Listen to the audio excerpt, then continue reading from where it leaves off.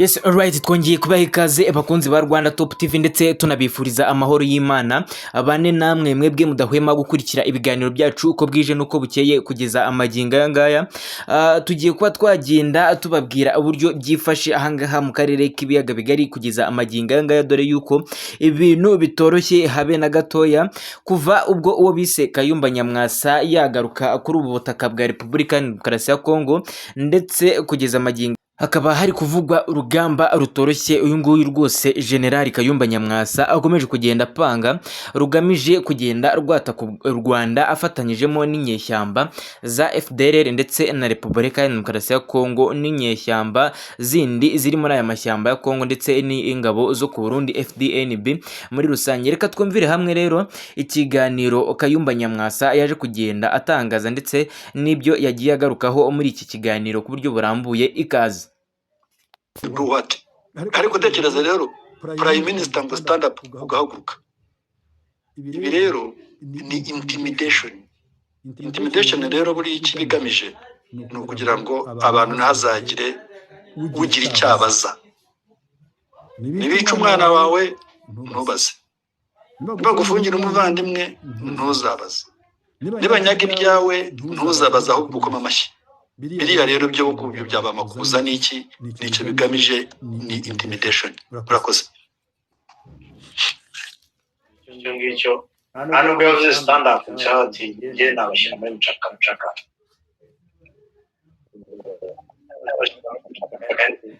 yavuze ko yari muri cabinet mati numva nabahambira bose abandi Mungu ni ba President bagira Mungu n'abanguye ingoma bajya kino Kayumba rero bimwe mu bibazo abantu batubajije bimwe mu byo Kagame yavuze n'abandi bagenzi bavuze. Mu magambo Kagame yavuze ko arakuvuga mu izina na Karegeya na Rudasingwa, avuga ko mwashaka kuzaba perezida ngo hari abanyamahanga babakoreshaga kugira ngo uzamusimbure no kuba perezida. Ibyo ndibwira ko nawe wabyakiriye wabyumvise nako nagira ngo mubaze ngo wabyakiriye uti. narabyakiriye, narabigaye cyane. Nimbaza tuwabyakiriye gute? Narabigaye cyane kuko muri aba yavuze Rudasingwa ndibwira ko yavuye mu Rwanda nko mu 2005 ndakeka, kuko niba nibuka neza yagiye nari mu Buhinde.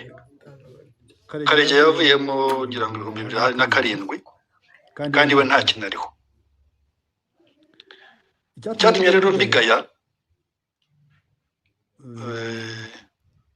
yaba Rudasingwa yaba Karegeya, yenda niyo yaba nanjye washaka kuba perezida mu Rwanda buriya ni icyaha. Kavuga ati ndashaka guhatanira kuba perezida mu Rwanda, cyaba icyaha. Hano aho tuba muri South Africa amatora ajya kuba abantu bagahaguruka bakajya kwitoza bakabana na za 0.00 batagize gute. None se niba yenda baba Rudasingwa na ba Karegeya na Kayumba barashaka kuba perezida, cyatabaye amahoro none tukareba yenda ko nubwo perezida babugeraho. Ariko njye wumbajije byo kumva ko yenda nashaka kuba perezida, nakubwira ngo byo ntabwo njye byigize binjya mu mutwe. Nibwira na Karegeya ko twajya tuganira cyane, we twarashyikiranaga cyane, ntabwo nibwira ko ibyo bintu byari bimuri mu mutwe.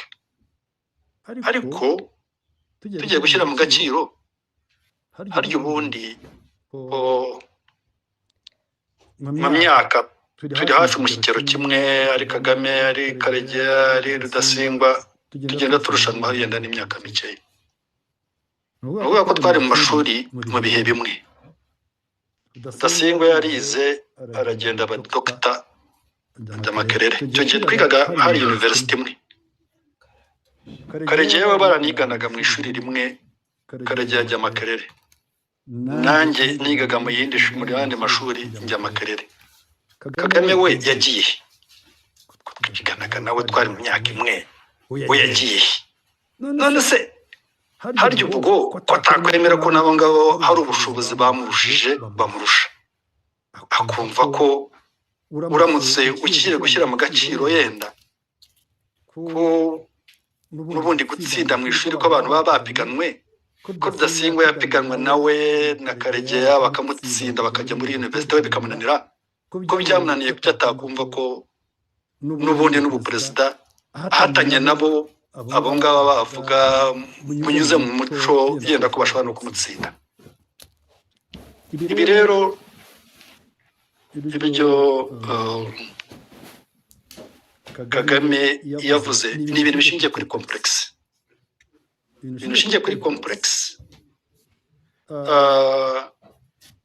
kubera yuko ari abo ba Karegeya ari abo ba Rudasingwa abareba with the complex kubera yuko bafite ibyo bamurushije. Abantu bakiri bato abo ba Karegeya na ba Rudasingwa biga nta wari ubafatiyeho imbunda na Kagame nta wari umufatiyeho imbunda ariko baramutsinze. Ubu rero ibyariho ni ukuvuga ko agomba kugenda akagenda baharabika akwiye kubyumva. None se ubundi ariko sinaba ngabo bonyine buriya by the way ngira ngo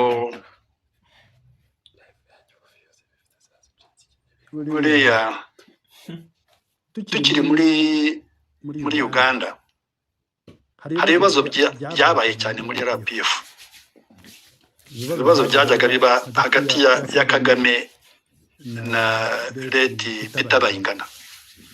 Nk'ibi bingibi byo mubona nta n'ikindi byabaga bishingiyeho, byabaga bishingiye iyo complex yuko yajyaga abona Peter Bayingana yaragiye mu university wataragiyemo.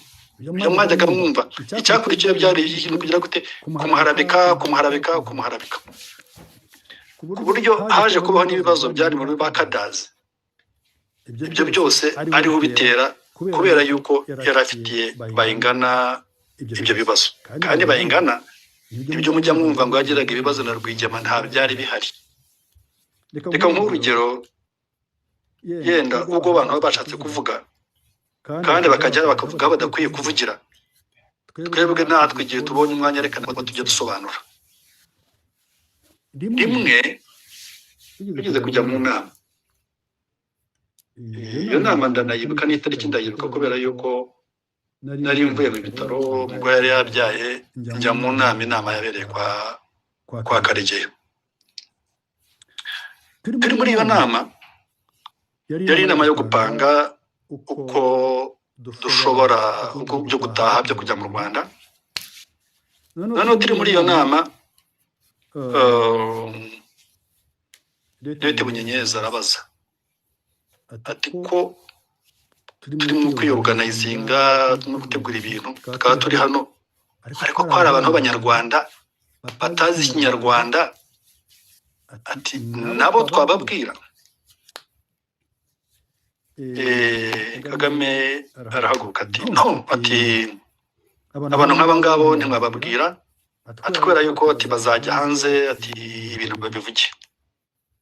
Noneho ndugutashyira akaboko hejuru ariko se ati kuki twakumva ko abatavuga Ikinyarwanda ari n'Abanyarwanda aribo bateza ibibazo. Kagame ati no, ati abantu nk'abo ngabo ati baba bavuga n'abandi tutazi abo aribo. Noneho Bayingana aravuga ati ariko ati ko tujya mu ntambara, ubundi umuntu ushaka kugufasha mu ntambara uko yaba ateye kose uko yaba avuga wabuzwa n'iki ko mwajyana. Uriya arongera arakomeza Rwigema aramubwira ati Major, can you keep quiet? Ati wowe umutwe wawe wumvamo abantu batatu gusa, ati wumva igipingamizi, ukumva nduyi, ati ukumva n'umujura. Rero wowe ibi byo uvuga birekera aho ngaho wahereye uvuga abantu babyira gusoberana ntabwo urimo kumva.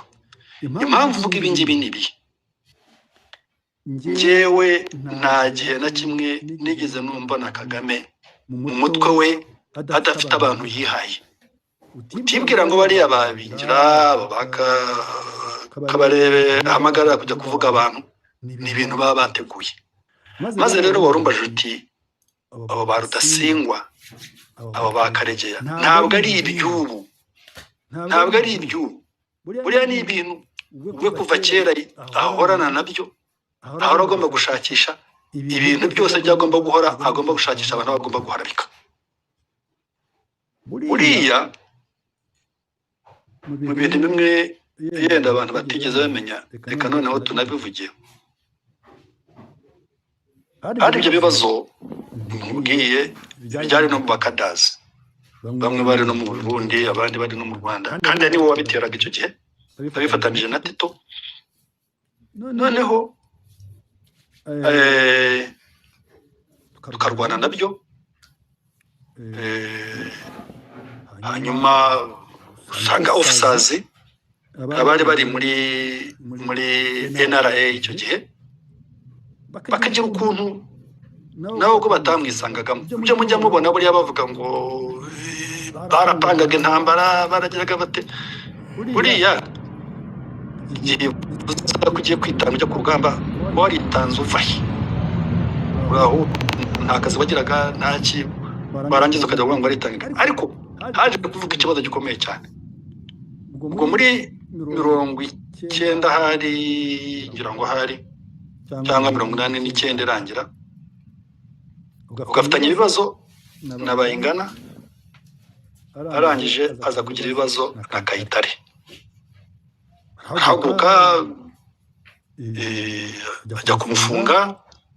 Kayitare aranga, amaze kwanga noneho ngira ngo baza kubwira witwaga Byemaro aza guhamagara ngira ngo Leta Fund Fred, noneho aramubwira ati genda bagufunge, ubwo ngubwo tuzamenya impamvu uko biteye.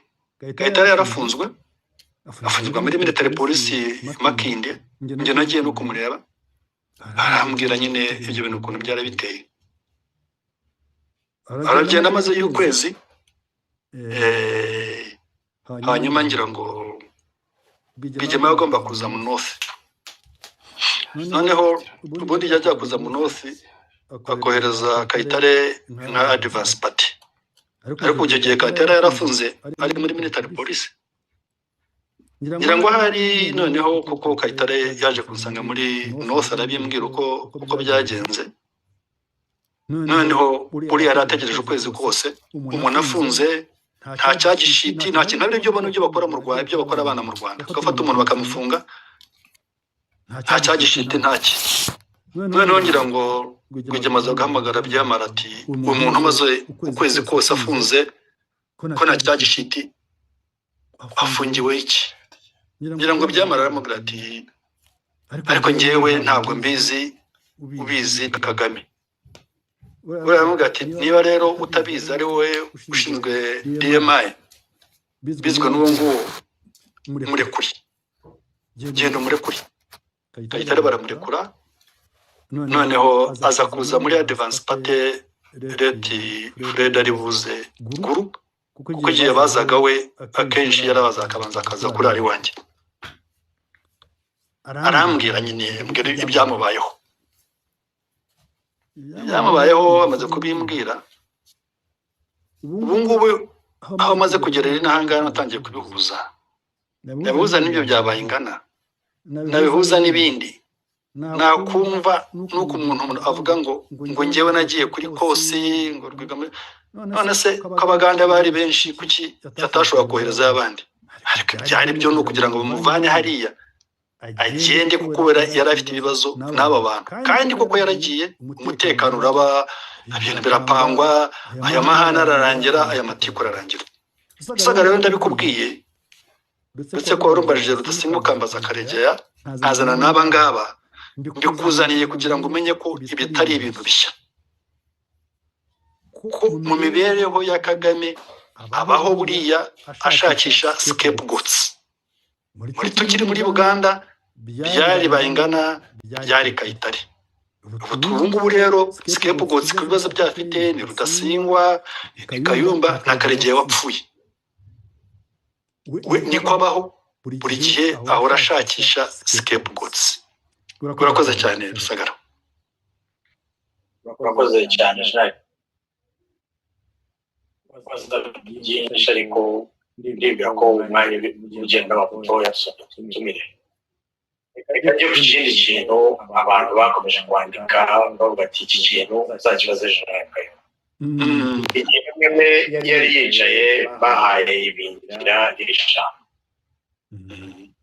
nk'uko n'abandi bose bagiye babigenza mbere n'abakabarebe bose ibingira igihe yari arimo avuga ati atavanga ati nyine bikatubika Kayumba avuga ati ko yagukije atavanga atumenye ko biriya bintu byatubabaje rwose twembi arabize biratubabaza.